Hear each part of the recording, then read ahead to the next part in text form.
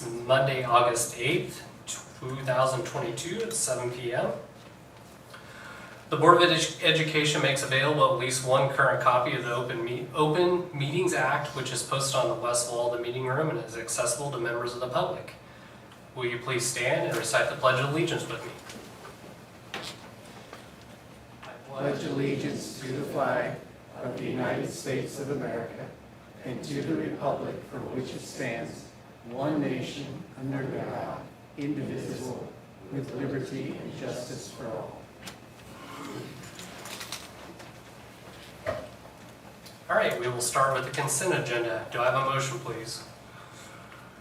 I move that the Board of Education of District 15 approve the consent agenda as presented, including approval of minutes of the regular Board of Education meeting on July 11th, 2022, approval of the proposed accounts for payment, approval of budgetary receipts and expenditures for July 2022, approval of minutes of the special hearing on July 11th, 2022, approval of option students. All right, thank you, Doris. We have a motion. Do you have a second? Second. Second by Aaron. First off, can we also have the treasurer report, Jason? Sure. Expenses for the month were $609,314. Payroll, $1,546,804, which brings the grand total of expenses for the month to $2,156,118. Revenue is typically pretty slim for the month of July, and that was the case this year. And it will be again for August. Those 2 months are the two leanest months we have. So revenue for July was $453,732. At 11 months through the budget cycle, the end of July is the completion of the 11th month, which just leaves us with August left. We are at 87.66% of the budget expended. That means we're in great shape in terms of budget authority with 12.33% remaining for the month of August. We should make that easily. We do know that August will also have some larger payments to architects and transfers to the depreciation and activities fund as well. So again, with August being a lean revenue month, we also typically make some transfers and we'll pay whatever bills, as many bills as we can in the month of August to give us a fresh budget authority cycle once we start over in September.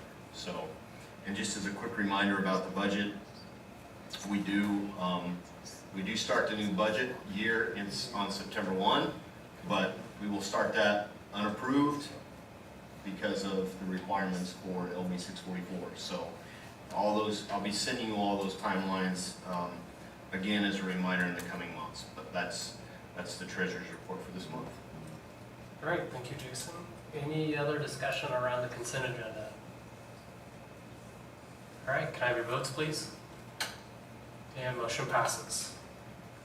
All right, now is the time for public forum citizens' requests for comments. I did not receive any requests this evening, so we will go ahead and move on to the discussion portion. First up is the NASB video, Mr. Alexander. Okay, this video that we're going to show you was prepared by NASB. I just felt like it had a good message for the start of the school year for you as board members, knowing that there's always challenges. You've been through some of those in the past few months. You've had those in the past couple of years. But this video that was created, and I think it was done very nicely, kind of talks and speaks to you about the job you do and the importance that it carries and why it's important to never stop. So NASB did provide this, and I thought it was a good message for the start of the school year and also for our August board meeting. So here we go.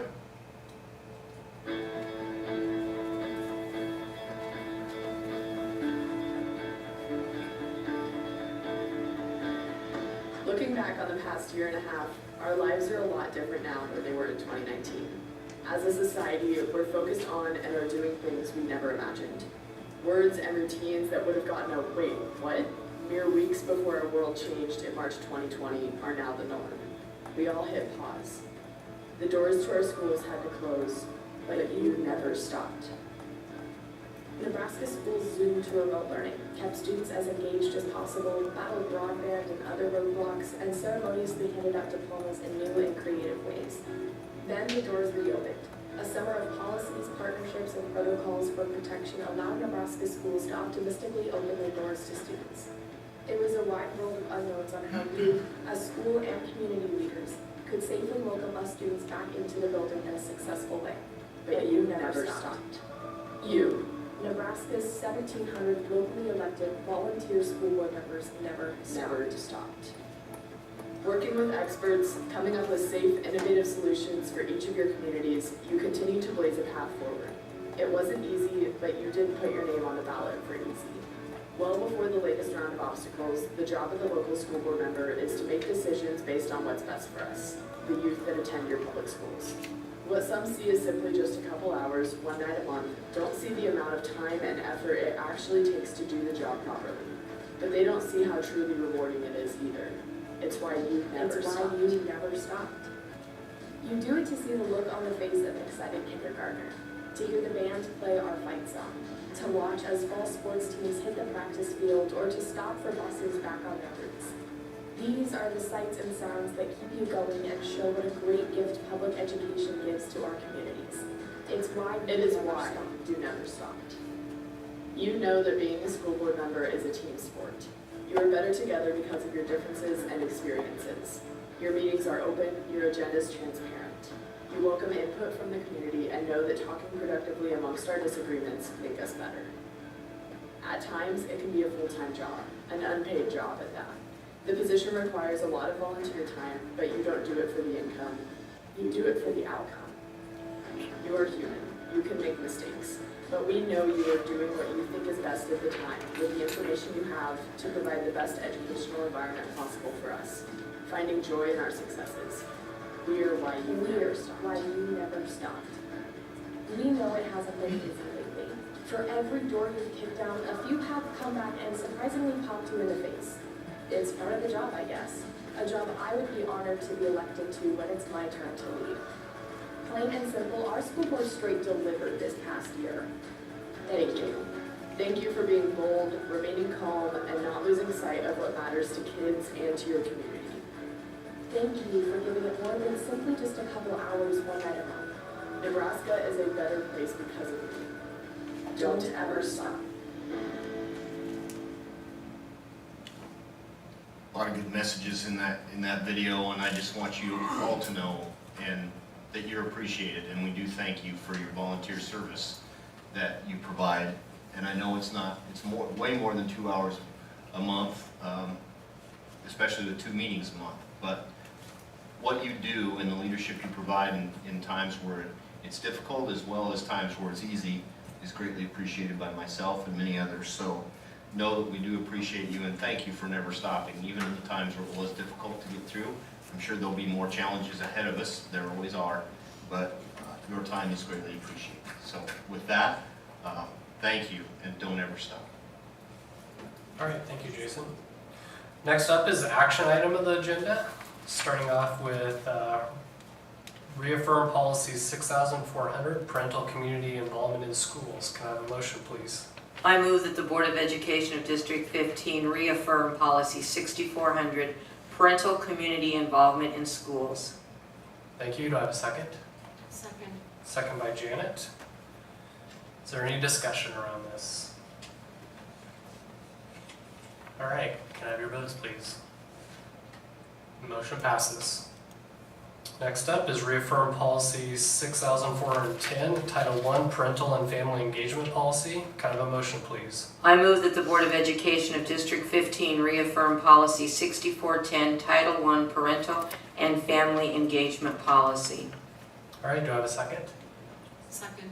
Second by Janet. Any discussion around this motion? Just to reaffirm, these policies are formulated from state statute 79-530, parental involvement that's been in place for a long time, and they both reflect formalities that are required of every school board in the state to review. All right, thank you. Can I have your votes, please? And motion passes. Next up is approval of the contract with Nebraska Mental Health. Can I have your motion, please? I move that the Board of Education of District 15 approve the contract with Nebraska Mental Health for the 2022-23 school year. Do I have a second? Second. Second by Aaron. Any discussion on this motion?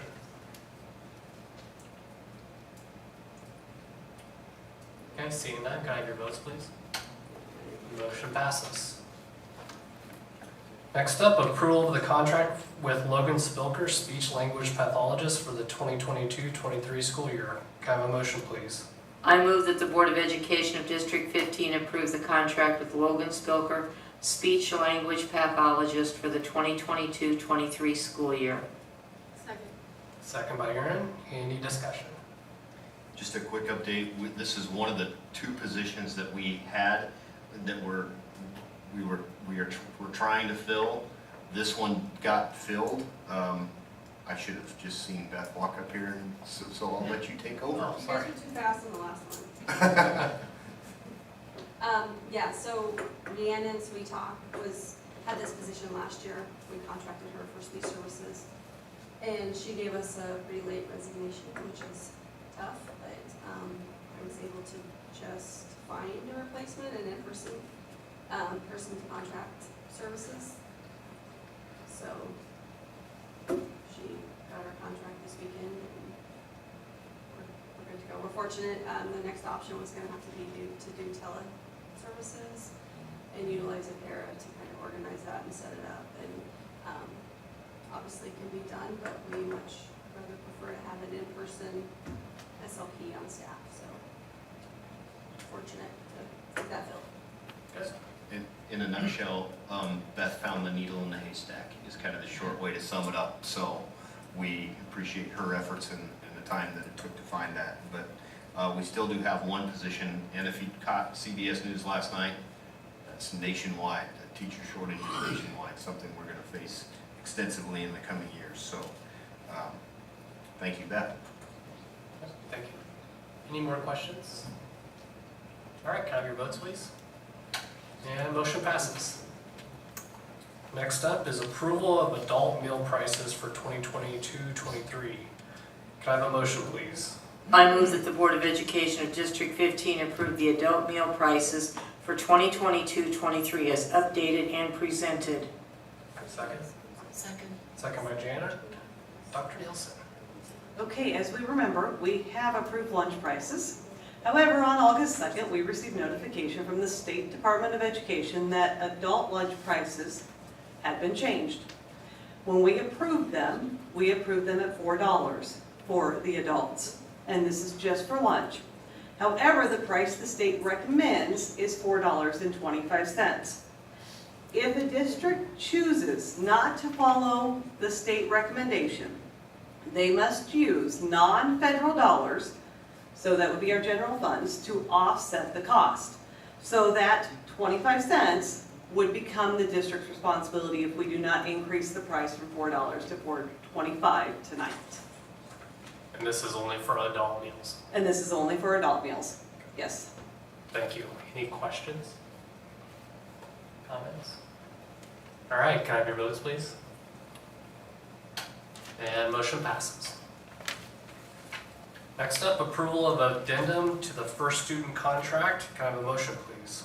I move that the Board of Education of District 15 approve the addendum for a 3% increase to the first student contract for route rates for the 2022-2023 school year. Thank you. Do I have a second? Second. Second by Aaron. Mr. Alexander. So just a quick bit of history. Every year we have to approve, we have a contract, a 4-year contract in place with First Student. We're entering into year 2 of that contract. But the addendum is that we have to set the approved rate at which we're going to pay for the routes and the increases and so forth. This year, First Student had contacted all of its customers and asked for them to consider, we're in contract for a 3% increase, that happens naturally, but asked if we would be willing to consider up to what would be a 6.9% increase in contract to help recruit and increase driver wages and help them recruit. So you're only obligated to a 3% increase. The question was, would you go up to 6.9% increase? And we did a little study on what that would look like. The 3% increase would be an overall cost of $18,436 to the district.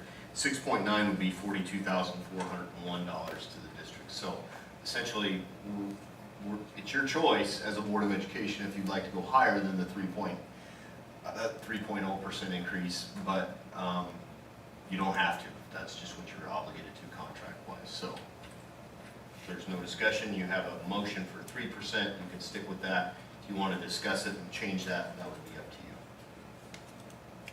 Okay, thank you, Jason. Any questions, discussions? So I want to clarify, a vote for this leaves it at 3%. Correct. Okay. Which we are contractually obligated towards. Correct. Be curious if any school districts took them up on the 6.9. Well, it seems to me, I mean, I get that a shortage is, it's apparent that there's a shortage of bus drivers, but if this was a serious problem, I think they could have contacted us prior to August with some recommendation or suggestion. I think we should stay at the 3%. I would agree, we entered into a contract, and what's the purpose of entering into a contract if you're not going to stick with it? Yep, I would agree with you as well, Janet. Any other discussion items on that? Okay, can I have your votes, please, for the 3% increase? And motion passes. All right, next up, Superintendent report.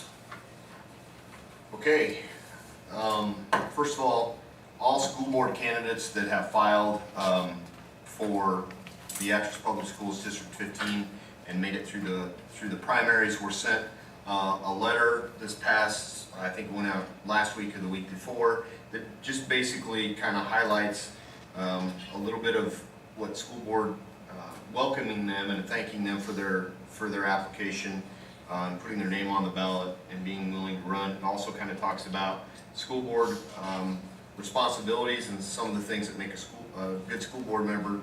But then also a booklet from the Nebraska Association of School Boards was sent to them on preparing to serve and thinking about all the things that you've heard and some of the trainings you've been to about what it's like to serve on the school board and being prepared to do that. So we did send that and also encouraged all candidates that are still in the running to attend meetings, ask questions, reach out however they can or would like to get more information as needed. So those letters did go out, like I said, in the last week or two to all candidates that are still in the running for school board.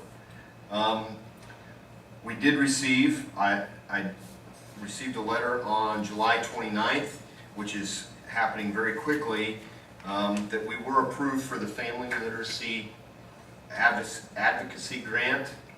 So that means that in year one, we will receive $65,000. In year two, we will receive $65,000 total. Year one is $40,000. Year two is $25,000, so $65,000 total. And we have a training on August 18th that will take place. We'll be also providing training in September to kick off this program.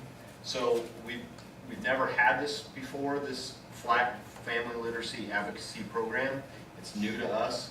We're hoping to be able to use it to expand our English language program. If you remember last spring when Mr. Jansen brought kids in and teachers in to talk about the EL program, it's something we feel like is growing very quickly. As a matter of fact, at that point, or in the last year, we had 8 students. We now start the school year off with close to around the number of 25, right? We had around 23, we're looking probably 30 to 40 kids. Oh, okay, So when we started, the 8 was probably 5 years ago. that's right. I mean, we have grown leaps and bounds. And we continue to enroll students with different types of languages than what we're used to. We have some Czechoslovakian, I think. We had some students that were speaking Russian. Is that what Kevin told us the other day? So it's different things than what we're used to.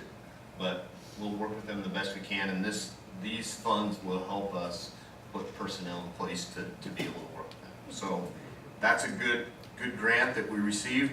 Also along the grant lines, the Lions Club grant, we want to send a hearty thank you to the Lions Club for supporting a grant application of $2,000 to pay for a Jupiter portable magnifier to be used by one of our students who is visually impaired and needs the magnifier for reading. So the local Lions Club, they help sponsor a portion of that, and then they send it on to their national club, which also sends some money to help pay for that. So a huge thank you. Both of those grants, by the way, written for by Lori Steerwalt in the central office, who's helping us extensively with grant writing. So it's paying dividends.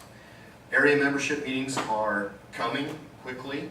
I think Danielle, you were all sent a flyer in the mail, and Danielle has sent out an email, I think, asking which ones you're interested in attending. So if you can respond back to that, so we can get that planned, that'd be greatly appreciated. Policy updates, we will have some policy updates for you at the Committee of the Whole meeting on the 25th. We also, I'm going to tie these two together.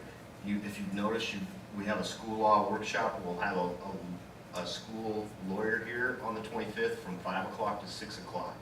Now the intent of that session, it's just for an hour long, is to talk to you about probably 2 to 3 key topics that are very important topics right now in our time in education, and give you a chance as a board member to hear what those topics are. Our administrative team had Bobby Truey from KSB School Law here, and we'll be asking him to come back and have some of those same discussions with you as board members, just so we're all on the same page about some of those things that we're seeing in schools that we're dealing with, and we want to make sure that if you have questions, we're all there to talk about it together. So that's the purpose of that session.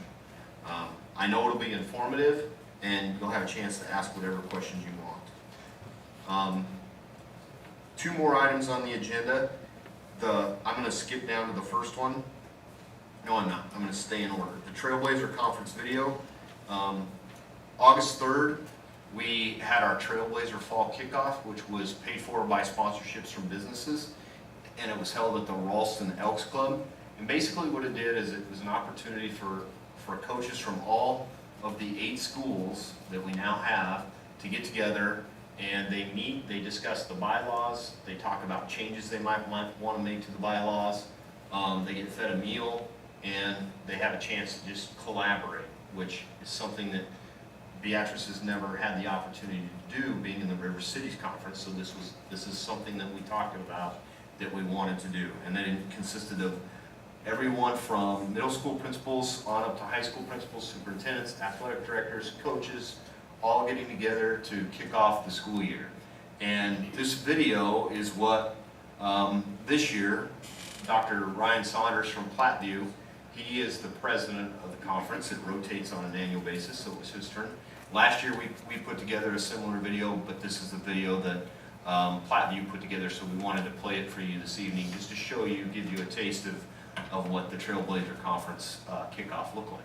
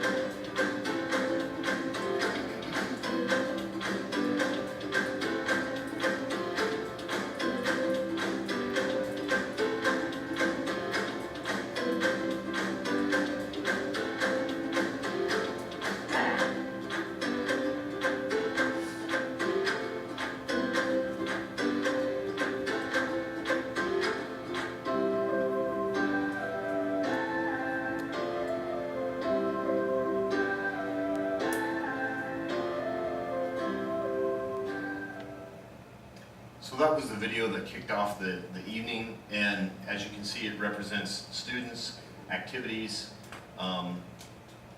athletics from all different schools in the conference. And the reason I wanted to show you that tonight is because it's an example of what we started this meeting with. And that is that was a decision that you made as a school board to support that has been a good decision. We had an opportunity to welcome Malcolm that will join our conference this year, 22-23, which brings us to 7 teams. And then a year from now, we'll bring in Ashland Greenwood, which will round off the group to an even 8 and make a really strong, solid conference where collaboration, support of each other, and a lot of great things are happening. And that's just a great example of how you as a school board made a decision to support our kids and our coaches and our entire community in moving towards an effort that is really a neat thing to see happening. And it's growing. I could see us growing even more in the future. So it was a great evening. Coaches appreciated it.